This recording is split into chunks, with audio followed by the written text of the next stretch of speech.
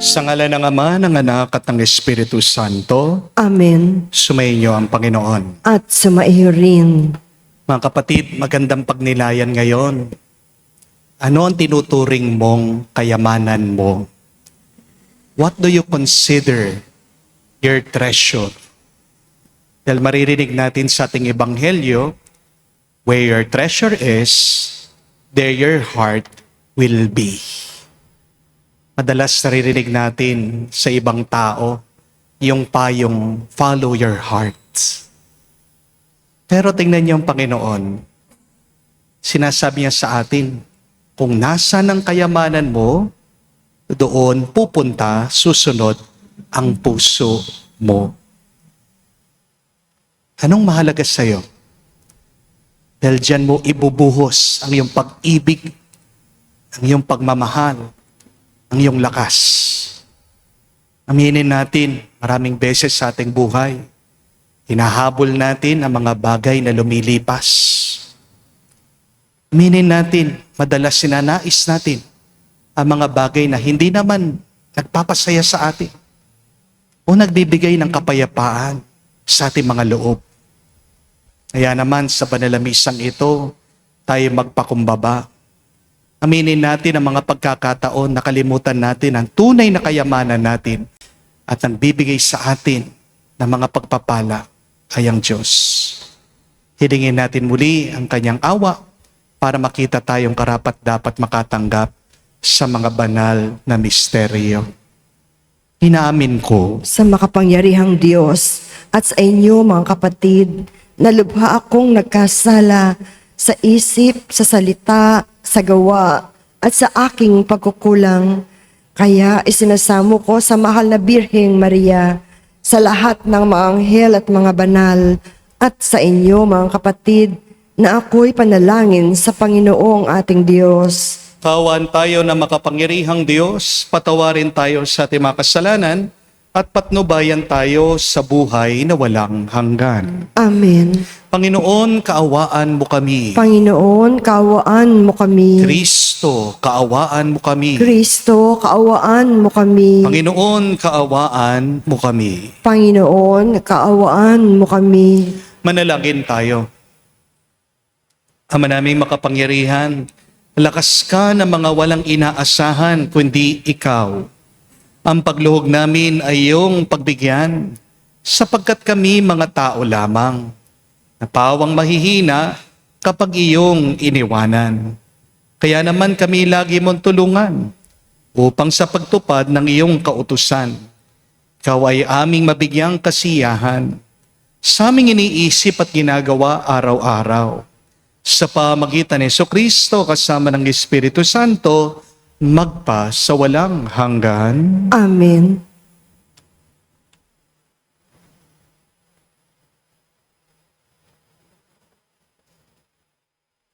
Pagbasa mula sa ikalawang aklat ng mga hari. Noong mga araw na yon, nang malaman ni Atalia na patay na ang anak niyang si Ocozias, sinikap niyang patayin ang lahat ng kamag-anak ng hari. Ngunit si Joas, na anak ni Ocozias, ay naitakas ng tiya niyang si Osaba, na anak ni Haring Horam at kapatid ni Ocozias. Itinago niya ito pati ang tagapag-alaga sa isang silid, kaya hindi napatay ni Atalia. Pagkatapos, dinala niya ito sa bahay ng Panginoon at doon itinago ng 6 na taon habang si Atalia ang naghahari sa lupain. Nang 7 taon ng pamamahala ni Atalia, ipinatawag ni Joaida ang mga pinuno ng mga Kriteo at ng mga bantay sa templo at isinama sa loob ng templo. Pinagtibay nila roon ang isang kasunduan sa pangalan ng Panginoon. Pagkatapos, iniharap sa anak ng hari. Sinunod ng mga pinuno ang lahat ng inuutos sa kanila ng saserdoteng si Joaida. Isinama nila kay Joiada ang kani-kanilang tauhan, pati yaong hindi nakatalagang manungkulan kung araw ng pamamahinga. At ibinigay ni Joiada sa mga kapitan ang mga kagamitan ni Haring David, ang mga sandata at pananggalang na nasa bahay ng Panginoon. At bawat kawal ay tumalaga sa kanya-kanyang lugar, nakahanda sa anumang mangyayari. Ang iba'y nasa gawing timog, ang iba'y nasa ilaga, sa paligid ng altar ng tirahan ng hari. Inilabas ni Joiada ang prinsipe. Kinoronahan niya ito, inabot ang aklat ng kautusan, binuos ng langis, at itinalagang hari. Pagkatapos, nagpalakpakan sila at nagsigawan, "Mabuhay ang hari!"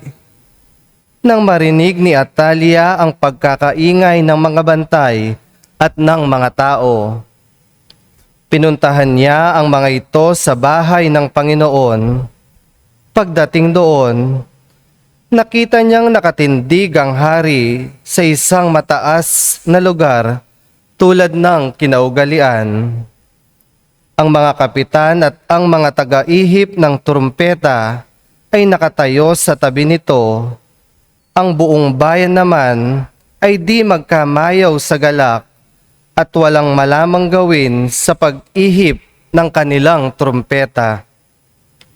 Nang makita ito ni Atalia, sinira niya ang kanyang kasuotan at malakas na sinabi, "Ito'y isang malaking kataksilan." Iniutos ni Joiada sa mga kapitan, ilabas ang babaeng yan at patayin pati ang sinumang susunod sa kanya. Ngunit huwag siyang papatayin sa bahay ng Panginoon. Siya'y sinunggaban nila, inilabas sa daanan ng mga kabayo ng hari, papasok sa palasyo, at doon pinatay. Pagkaraan noon, sinariwa ni Joiada ang tipan ng Diyos at ang mga tao. Muli niyang pinanumpa ang hari at ang mga tao na sila'y papailalim sa tipan. Ang mga tao'y nagtuloy sa templo ni Baal. Giniba nila ito at winasak, pati rebulto ni Baal. Pinatay nila sa harap ng altar si Matan na saserdote ni Baal. At si Joiada ay nagtalaga ng mga bantay sa bahay ng Panginoon. Nagdiwang ang bayan at naging mapayapa sila muli nang patayin si Atalia sa tirahan ng hari. Ang salita ng Diyos. Salamat sa Diyos. Pinili ng Panginoong maging tahanan ang Siyon. Pinili ng Panginoong maging tahanan ang Siyon. Ang iyong pangako sa lingkod mong David, huwag mong babawiin. Ganito ang iyong pangakong habilin. Isa sa anak mo ang gagawing hari upang mamahala, matapos na ika'y pumanaw sa lupa. Pinili ng Panginoong maging tahanan ang Siyon. Kung maging tapat ang mga anak mo sa bigay kong tipan, at ang mga utos ko ay igagalang, ang mga anak mo'y pawang maghaharing walang katapusan. Pinili ng Panginoong maging tahanan ang Siyon. Pinili ng Poon na maging tahanan ang lungsod ng Siyon. Ito ang wika niya. Doon ako titira panghabang panahon.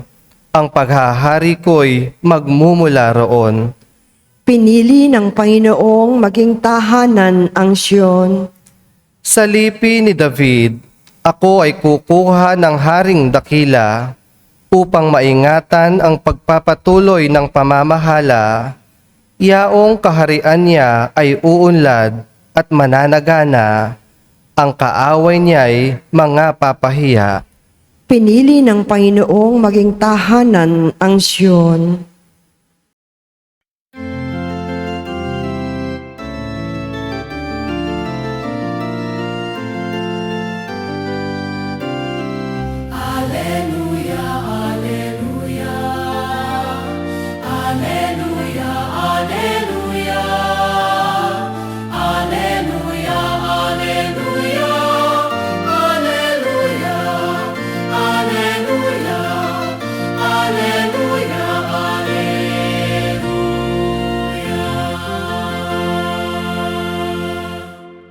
Mapalad ang mga dukha na tanging Diyos na lumikha, ang pag-asa at adhika. Alleluia, Alleluia. Sumainyo ang Panginoon. At sumaiyo rin. Ang mabuting balita ng Panginoon ayon kay San Mateo. Papuri sa iyo, Panginoon. Nung panong yun, sinabi ni Jesus sa kanyang mga alagad, "Huwag kayong mag-impok ng kayamanan dito sa lupa. Dito'y may naninirang tanga at kalawang, at may nakakapasok na mga magnanakaw. Sa halip, impukin ninyo ay mga kayamanan sa langit. Doon walang naninira, tanga at kalawang, at walang nakakapasok na magnanakaw. Sapagkat kung saan naroroon ang inyong kayamanan, naroroon din ang inyong puso. Ang mga mata ang pinakailaw ng katawan. Kaya't kung malinaw ang iyong mata, maliliwanagan ang buo mong katawan. Ngunit kung malabo ang iyong mata, magdirilim ang buo mong katawan. Kaya't kung ang liwanag na nasa iyo ay kadiliman pala, napakadilim niyan."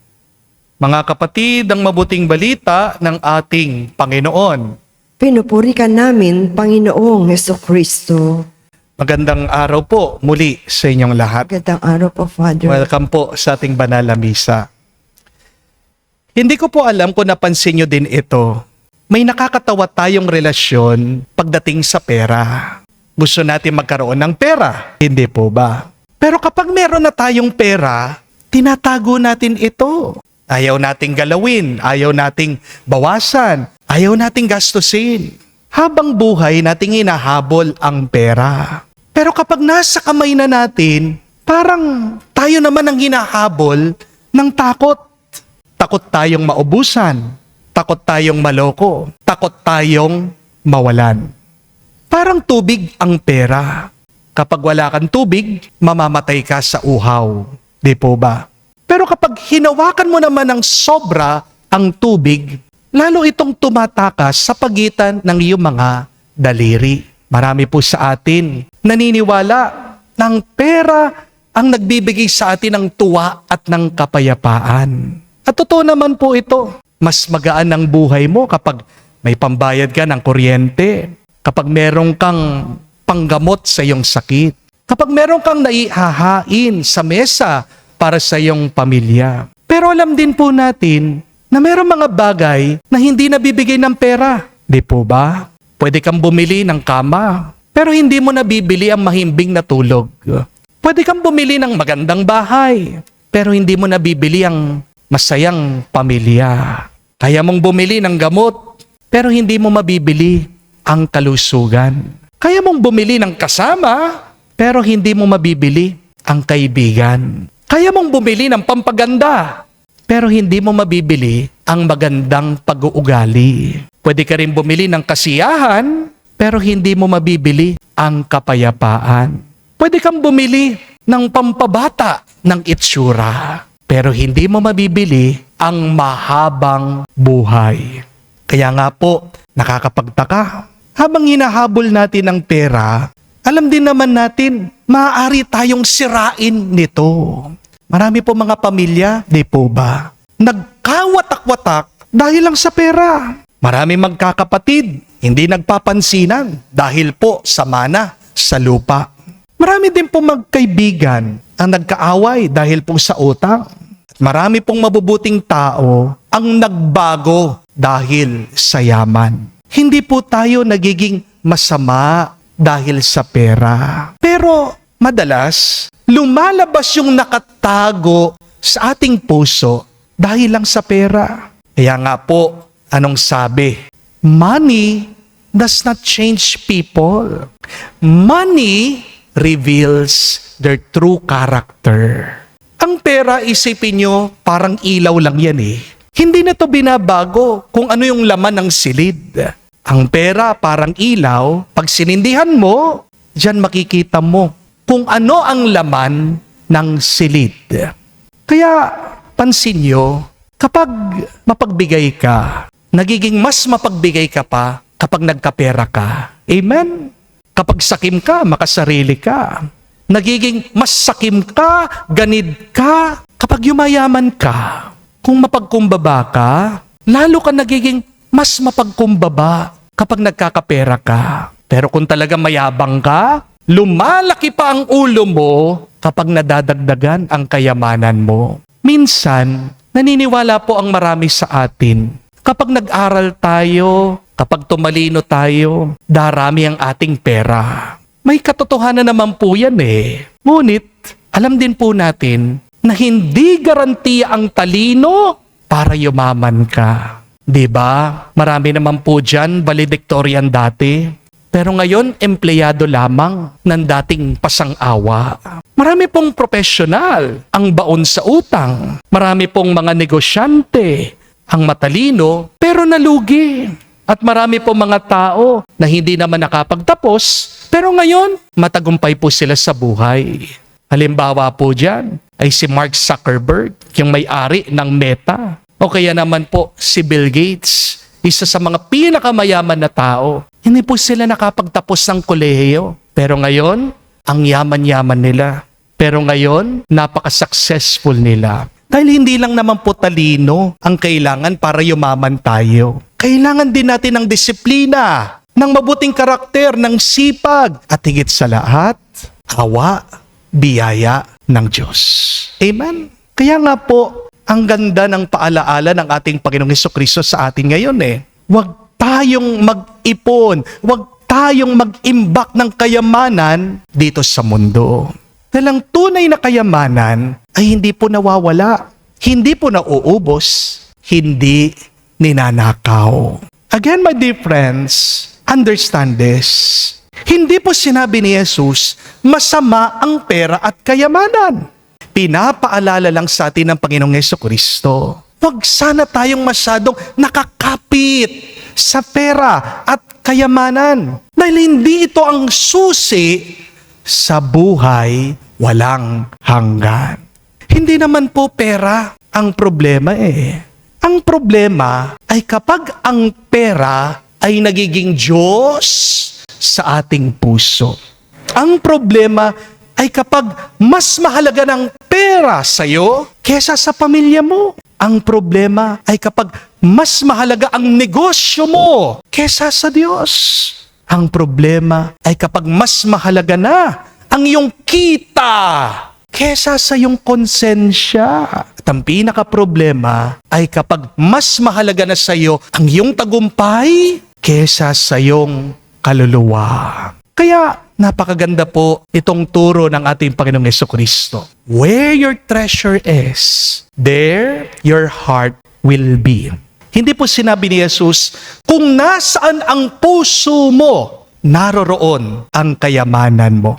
Binaliktad ng ating Panginoong Hesukristo. Napansin niyo yon?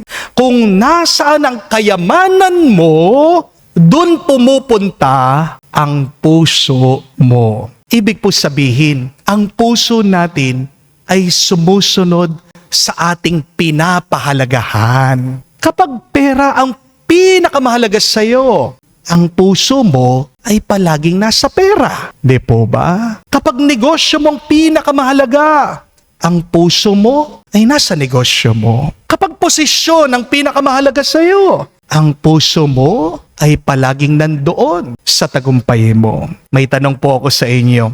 Sana masagot nyo ha? Sana truthful po kayo. Sana tapat kayo. Ito po yung tanong. Anong unang-unang tinitignan nyo po pagkagising nyo?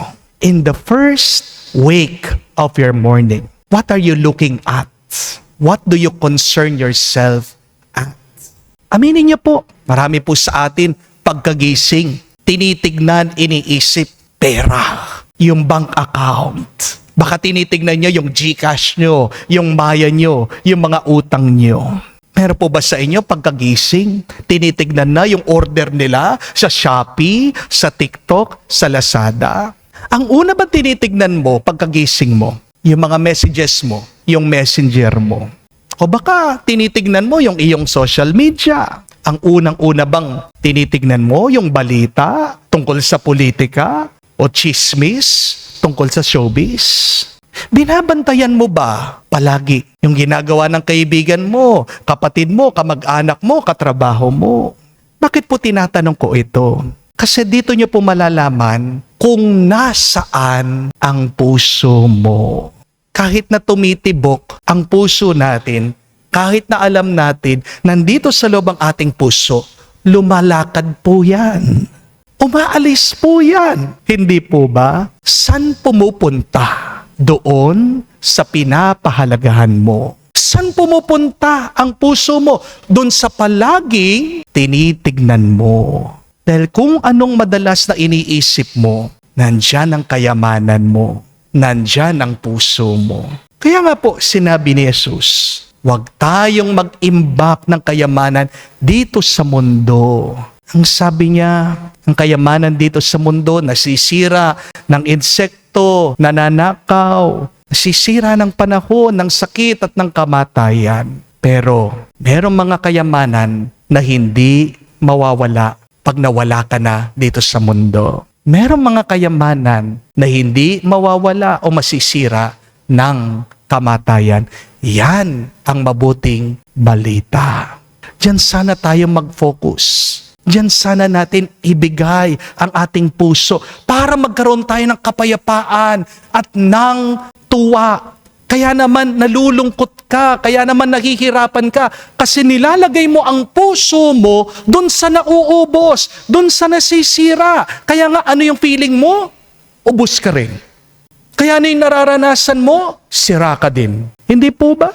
Kapatid, huwag niyong kalimutan. Ang pera, maiiwan lang yan. Magagastos yan. Ang bahay, masisira yan. Guguho yan. Ang iyong sasakyan, pwedeng palitan yan.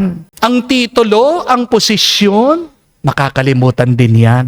Pero meron mga kayamanan na tatawid hanggang langit.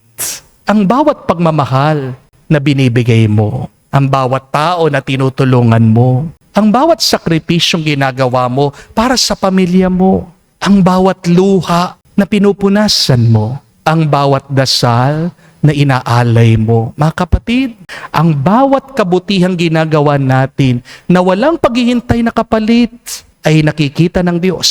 Sinusulat niya sa langit. Ito ang kayamanan na hindi kayang nakawin ni numan.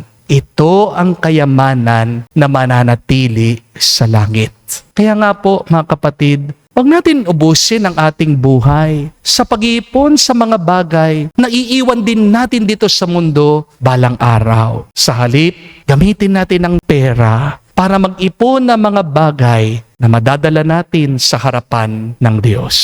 Dahil bandang huli, hindi naman tayo tatanungin ng Diyos, gaano karami ang ating naipon dito sa mundo. Ang itatanong niya, ano ang ginawa natin sa mga pinahiram niya sa atin? At doon natin mauunawaan ng tunay na kayamanan ay hindi ang maraming pera. Ang tunay na kayamanan ay yung tao na maraming nagawa dito sa mundo para sa Diyos. Magdasal po tayo sa banal na misang ito. Huwag sana tayong mabulag sa pagnanais natin sa pera at kayamanan. Harinawag gabayan tayo ng banal na Espiritu. Huwag tayong mawala. Huwag tayong malito sa pagsunod sa ating mga puso. It is not your heart that you should follow. It is always God. Do you want to have peace? Do not follow your heart. Follow God always. At harinawa, makita natin ang pinakamahalaga ay ang pagsunod sa Diyos. Dahil ang Diyos ay ang ating tunay na kayamanan. Siyang ating buhay at buhay walang hanggan. Amen. Tumayo po tayo, alay po natin ngayon sa Diyos ang ating mga dasal at panalangin. Hinahamon tayo ni Jesus na mag-ipon ng kayamanan sa langit kaysa sa kayamanan sa lupa. Ituon natin ang ating mga puso sa kalangitan, sa ating panalangin. Ating sabihin, Panginoon, dinggin mo kami. Panginoon, dinggin mo kami. Ang simbahan naway gawing malaya ang mga kalalakihan at kababaihan sa pagkaalipin sa materialismo sa pamamagitan ng pagtuturo sa kanila ng mga bagay na pinahahalagahan ng kaharian ng Diyos. Manalangin tayo sa Panginoon. Panginoon, dinggin mo kami. Ang mga politiko at lingkod pang mamamayan naway magsimula ng mga programa at proyekto sa kabuang pag-unlad ng lipunan at kanilang mga nasasakupan. Manalangin tayo sa Panginoon. Panginoon, dinggin mo kami. Ang mga taong pinagkatiwalaan ng higit na kayamanan, naway mapagtanto ang kanilang katayuan bilang mga tagapangalaga lamang at hindi mga lubos na nagmamay-ari ng mga biyayang kanilang angkin. Manalangin tayo sa Panginoon. Panginoon, dinggin mo kami. Sa katahimikan po ng ating puso, sabihin natin sa Diyos ang ating mga personal na pangangailangan. Ama naming nasa langit, hindi nagbabago o kumukupas ang iyong pag-ibig sa amin. Bigyan mo kami ng lakas at tapang na lumakad sa iyong presensya sa araw-araw ng aming buhay. Hinihiling namin ito sa pamagitan ni Kristo, aming Panginoon. Amen.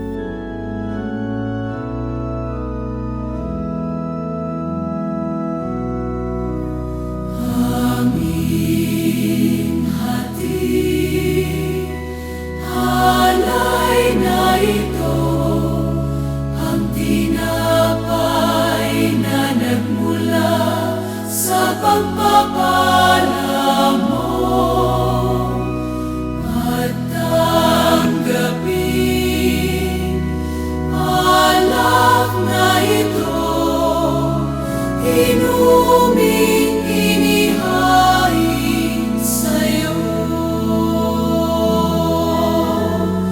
Mahal naming Diyos, inyong tanggapin ang munting alay mula sa amin. Buong puso namin hihintayin, pagpapala na aming hiling. Pagpapala na aming hiling. Manalangin kayo mga kapatid, para ang ating mga paghahain ay kalugdan ng Diyos amang makapangyarihan. Tanggapin nawa ng Panginoon itong pag-aayin sa iyong mga kamay, sa kapurihan niya at karangalan, sa ating kapakinabangan at sa buong sambayanan niyang banal. Ama naming lumikha, kami ginawa mong may angking katauhan na dapat pakanin at pangalagaan. Ang iyong dinudulutan na banal na pakikinabang, pagkaloob mong kami huwag magkulang. Sa mga inuukol mo sa aming kapakanan, sa pamagitan ni Jesucristo kasama ng Espiritu Santo, magpa sa walang hanggan. Amen. Sumainyo ang Panginoon. At sumaiyo rin. Itaas sa Diyos sa inyong mga puso at diwa. Itinaas na namin sa Panginoon. Pasalamatan natin ang Panginoong ating Diyos. Marapat na siya ay pasalamatan. Ama naming makapangyarihan, tunay nga marapat ikaw ang aming pasalamatan. Sa pamagitan ni Jesucristo na aming Panginoon, utang na loob ang nagbubunsod upang gunitain ang kamatayan niya para kami buhayin. Pagtitiwala ang sanhi ng ligayang di malilimot sa pagkabuhay niya sa aming kaloob. pag-asang dahilan sa pagiging handa para sa pagbabalik niyang totoong dakila. Kaya kaisa na mga anghel ay sisiawit ng papuri sa iyo. Nang walang humpay sa kalangitan, kami nagbubunyi sa iyong kadakilaan.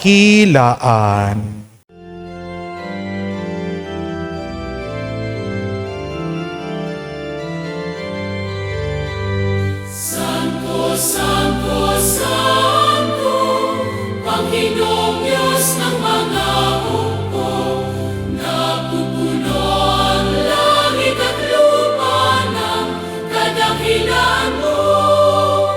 Hosana, Hosana, sa kainasan, pinagpalang na paririto sa ngalan ng Panginoon. Hosana, Hosana, sa kainasan. Hosana, Hosana, sa kainasan.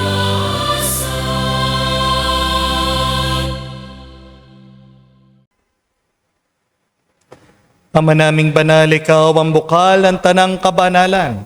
Kaya't sa pamagitan ng iyong Espiritu, gawin mong banal ang mga kaloob na ito upang para sa amin maging katawan at dugo ng aming Panginoong Heso Kristo. Bago niya pinagtiisang kusang loob na maging handog, hinuwa kanyang tinapay, pinasalamatan kanya. Pinaghati-hati niya iyon, inabot sa kanyang malagad at sinabi, "Tanggapin ninyong lahat ito at kanin. Itong aking katawan na ihahandog para sa inyo."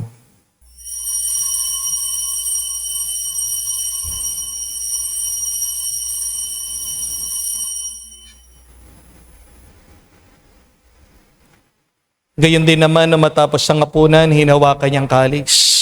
Muli kanyang pinasalamatan.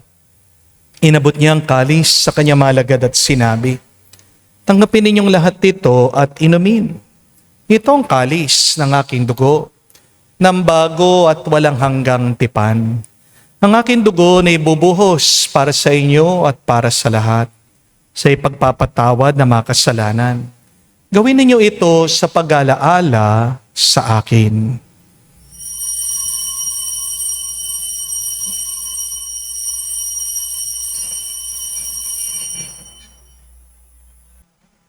Ang misteryo ng pananampalataya.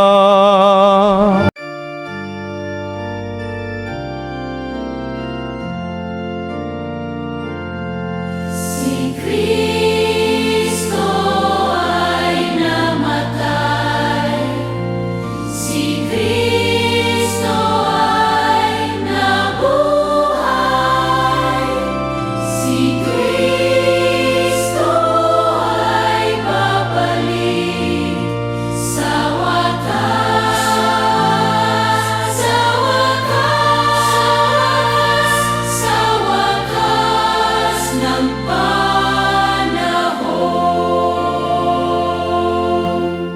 Ama, ginagawa namin ngayon ang pag-aalaala sa pagkamatay, muling pagkabuhay ng iyong anak. Kaya tinialay namin sa iyong tinapay, nagbibigay buhay, at ang kalis na nagkakalob ng kaligtasan. Kami nagpapasalamat dahil kami yung minarapat na tumayo sa harap mo para maglingkod sa iyo. Sinasamo namin kami magsalo-salo sa katawan at dugo ni Kristo ay mabuklod sa pagkakaisa sa pamagitan ng Espiritu Santo. Ama, lingapin mong iyong simbahan, laganap sa buong daigdig. Puspusin mo kami sa pag-ibig. Kay San Leon, ang aming Santo Papa, si Florentino, aming Arsobispo ng Tanang Kaparian. Alalahanin mo rin ang aming mga kapatid na nahimlay. May pag-asang sila'y muling mabubuhay. Gayon din naman lahat ng mga pumanaw. Kawan mo't sila't patuloyin sa iyong kaliwanagan. Kawan mo't pagindapatin kaming lahat makasalo sa iyong buhay na walang wakas. Kaisa na mahal na Birhen Maria, Ina ng Diyos. Kaisa ni San Jose, ang kanyang malwalhating esposo. Kaisa na mga apostol, lahat ng mga banal na namuhay dito sa daigdig na kalugod-lugod sa iyo. May pagdiwang nawa namin ang pagpupuri sa ikararangal mo sa pamagitan ng iyong anak aming Panginoong Jesucristo. Sa pamamagitan ni Kristo, kasama niya at sa Kanya, ang lahat ng parangal at papuri ay sa iyo, Diyos Ama, makapangyarihan, kasama ng Espiritu Santo, magpasawalang hanggan. Amen. Amen. Amen.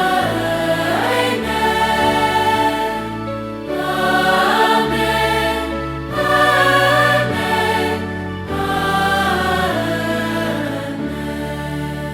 Sa nakagaling na utos sa turo ni Jesus sa Panginoon natin na Diyos, ipahayag natin ang lakas, loob.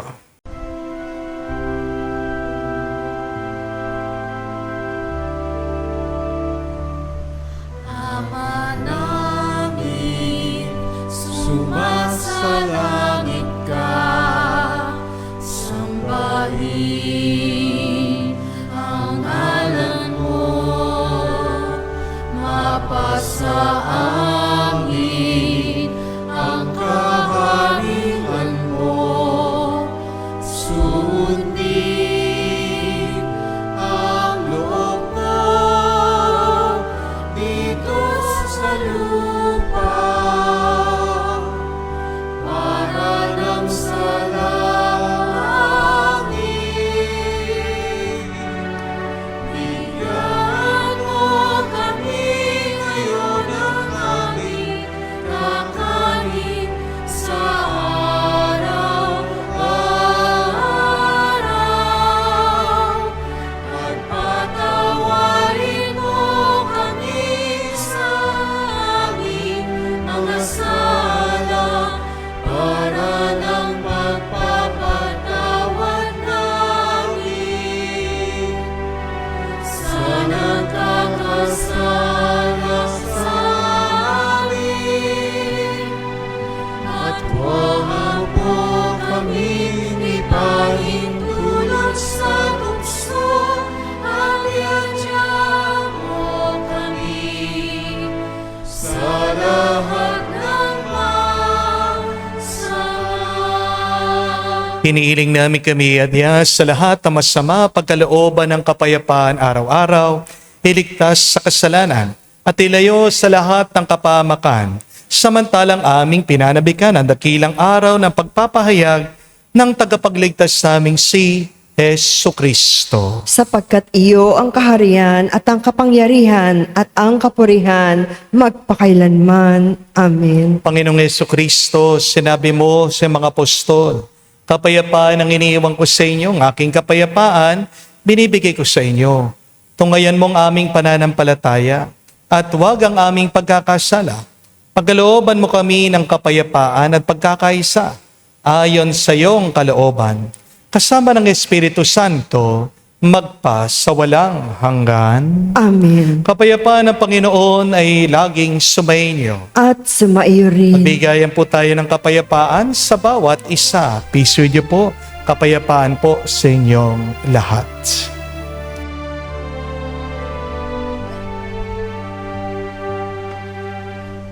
Kordero ng Diyos na nag-aalis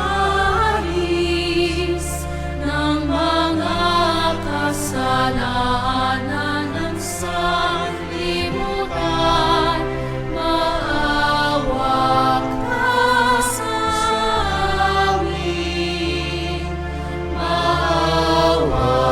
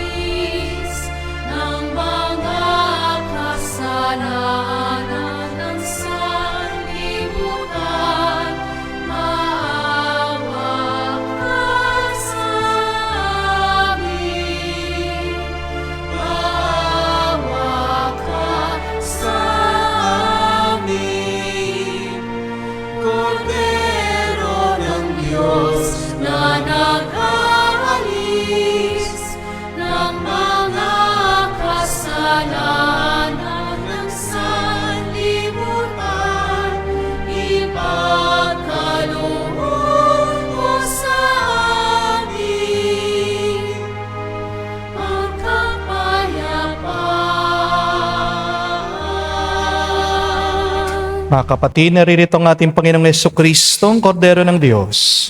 Siya nag-aalis sa mga kasalanan ng sanlibutan. Mapalad tayong lumalapit sa piging ng Kordero. Panginoon, hindi ako karapat-dapat na magpatuloy sa iyo, ngunit sa isang salita mo lamang ay gagaling na ako.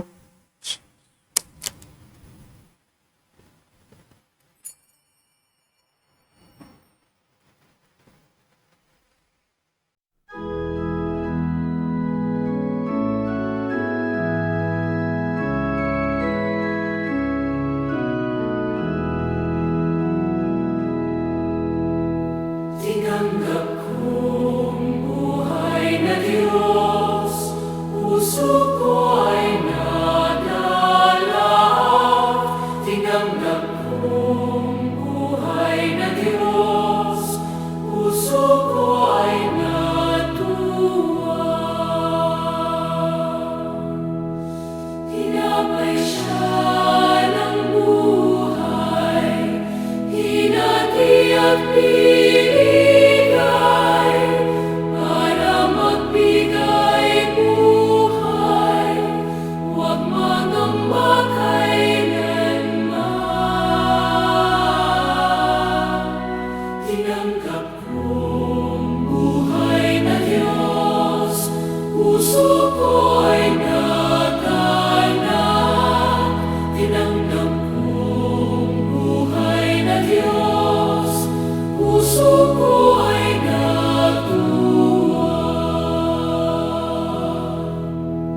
Siya'y daan ng buhay, minahal ka ng Ama, umuwi ka sa Kanya, makaisa sa tinig niya. Tinanggap kong buhay na Diyos, puso ko ay nagalak. Tinanggap kong buhay na Diyos, puso ko ay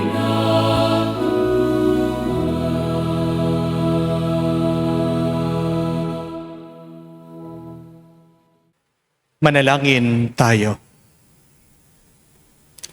Ama namin mapagmahal, ang pinagsaluhan naming banal na pakikinabang na nagpapahiwatig ng iyong pakikisa sa tanang naritong nakikipagdiwang ay magdulot nawa ng pagkakaisa sa iyong sambayanan.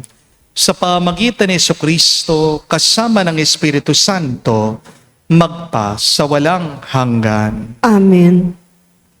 Nasagot niyo na po ba yung aking tanong? What do you consider as your treasure? Ano para sa iyo ang kayamanan ng buhay mo? Pag-isipan niyo ng mabuti. Pero, pag nakita mo, ito yung tinuturing mong kayamanan. Pero, maganda ding itanong, yan bang kayamanan na yan ay tunay bang nagpapasaya sa iyo? O baka nagpapalungkot lang sa iyo? Yan bang kayamanan na yan ay nagbibigay sa iyo ng kapayapaan? O gumugulo lang sa iyo? Yan ang nagbibigay sa iyo ng pagod. Yan bang kayamanan na yan ay tumutulong sa iyo para isang maging mabuting tao? Baka napapasama ka dahil diyan. Kung hindi nakakabuti sa iyo, kung nagiging alipin ka ng kayamanan na yan, kapatid, iwanan mo na yan. Maghanap ka ng ibang kayamanan. O mas mabuti, sana matandaan mo ng Diyos ay ang iyong kayamanan. Dahil ang tunay na kayamanan dapat nagtatagal. Ang tunay na kayamanan ay nagbibigay sa atin ng tuwa at ng galak. Ang tunay na kayamanan ay magdadala sa atin sa buhay walang hanggan. Sanang magbigay sa iyo ng gulo yung kayamanan na yan. Kaya nga po, kung tayo ay nalilito, Kung tayo'y napapagod, kung tayo'y nalulungkot, muli tayong magdasal sa Diyos.